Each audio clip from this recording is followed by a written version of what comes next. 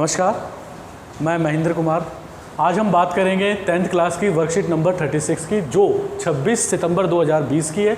और ये जो चैप्टर है आपका सोशल स्टडी का है, सामाजिक विज्ञान का, और यूरोप में राष्ट्रवाद, ये पार्ट 3 है। इससे पहले हम 2 वीडियो बना चुके हैं इसी चैप्टर पर। तो इस चैप्टर में हम बात करेंगे फ़िलहाल फ्रैंकफर्ट संसद की और राष्ट्रवाद के उदय में महिलाओं के योगदान की।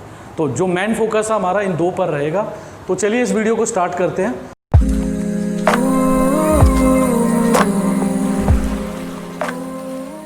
और सबसे पहले मैं इस बात पर फोकस करूंगा, जैसे मैंने पहले आपको बताया था कि जो यूरोप की क्रांति है, उस यूरोप की क्रांति के क्या प्रभाव रहे पूरे यूरोप में नेतृत्व करने के लिए। पहले महिलाओं को जो है यूरोप में बड़ा हीन दर्जे के रूप में देखा जाता था, लेकिन अब स्थिति बदलने लगी। 1848 की क्रांति के बाद अब स्थिति ये हुई कि मारियाना जो एक नाम था, एक किसी महिला का, ये वर्ड मैं इसलिए इस्तेमाल कर रहा हूँ क्योंकि जिन राइटर, जिन लेखकों ने इस मारियाना नाम की महिला का जिक्र किया, वो भी इसके बारे में ज़्यादा नहीं जानते थे। लेकिन इस शब्द में एक बात जरूर छुपी हुई थी कि ये आज़ादी के रूप में पहचानी गई।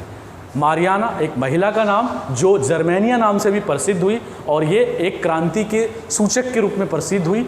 इसका नाम जो है महिलाओं के योगदान के रूप में अग्रिम रूप से रखा गया आगे। ठीक है, फ्रैंकफर्ट संसद की बात मैं इसलिए कर रहा हूँ आपसे क्योंकि जब पूरा पर्शिया जर्मनी के रूप में इकट्ठा हुआ, एकत्रित हुआ, इंटीग्रेट हुआ, तो हमारे सामने फ्रैंकफर्ट संसद की एक संकल्पना खड़ी हुई। चुनाव हुए 18 मई 1848 को। 831 प्रतिनिधियों ने चुनाव को जीता और एक संसद का निर्माण किया, जिसको फ्रैंकफर्ट संसद के नाम से हम जानते हैं, जो जर्मनी में संगठित। और राजा फ्रेडरिक विलियम चतुर्थ नाम का जो राजा था, उस समय राज करता था, उसने इस संसद को मान्यता दे दी। अब हुआ ये कि जब संसद बन गई है तो राजा और संसद दोनों मिलके इस जर्मनी नाम के देश पर राज करने लगे शांतिपूर्ण तरीके से। ठीक है, ये स्थिति बढ़ते बढ़ते, क्योंकि कोई भी यूरोप का देश, चाहे जर्मनी हो, इटली हो, फ्रांस हो, ब्रिटेन हो, इन 4 देशों में या इनके अलावा और प्रमुख देशों में कुछ भी घटना घटती हो, सामाजिक, राजनीतिक, उसका प्रभाव दूरगामी होता था। तो ये फ्रैंकफर्ट संसद जो संगठित हुई, जिसमें जनप्रतिनिधियों का योगदान था, जिसमें राजा की भी भागीदारी थी, इन प्रभाव का असर जो है अब पूरे यूरोप में राष्ट्रवाद के रूप में हमें नज़र आया। और वो राष्ट्रवाद जो है अब नीचे की ओर उतरने लगा। अब महिलाओं में भी एक जन चेतना का संचार हुआ, और महिलाओं भी, जो महिलाएं थी, वो अलग अलग संगठनों के माध्यम से अपनी उपस्थिति दर्ज करवाने लगी। तो जिसमें पहला जो संगठन है, इसका राजनीतिक संगठन का निर्माण किया महिलाओं ने। ठीक है, अलग अलग बहु प्रकार के, मैं उनकी चर्चा यहाँ नहीं करूँगा, लेकिन मैं आपको ये जरूर बताऊँगा कि जो राजनीतिक संगठन है उनको एक होने के लिए मजबूर किया। सारी महिलाएं एक मंच पर आई और अपनी बात को अभिव्यक्त करने लगी।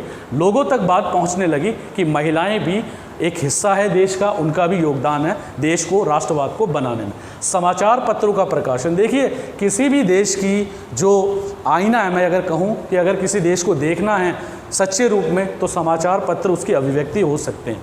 आप समाचार पत्रों के माध्यम से देश की अंदरूनी बातें जान सकते हैं। तो समाचार पत्रों के माध्यम से भी महिलाओं ने अपनी उपस्थिति को दर्ज करवाया।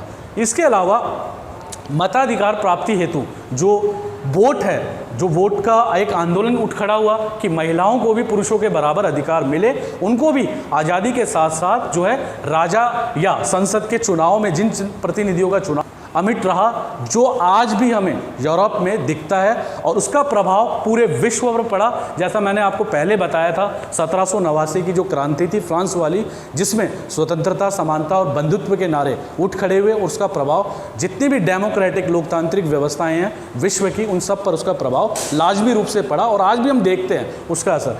ये चैप्टर जो आपका यूरोप में राष्ट्रवाद, ये इसलिए 10th क्लास में रखा गया है ताकि आपको हमारे भारतीय लोकतंत्र की जो डेमोक्रेसी है, उसकी जो बहुत सारी बातें हैं जो अन्य देशों से हमने ली हैं, जो सही है, और सही मायनों में हम उसको राष्ट्र निर्माण की अभिव्यक्ति के रूप में देखते हैं। तो ये पार्ट आपका इसलिए डाला गया है ताकि आप बच्चों को आपके भारतीय संविधान की, भारतीय राज्य व्यवस्था की समझ हो, दूसरे देशों के साथ आप तालमेल बिठाकर इस देश को भी आगे बढ़ा सकें। तो ये चैप्टर इसलिए आपका इस पार्ट में डाला गया है। चलिए, इस वीडियो में आज इतना ही। थैंक यू, धन्यवाद।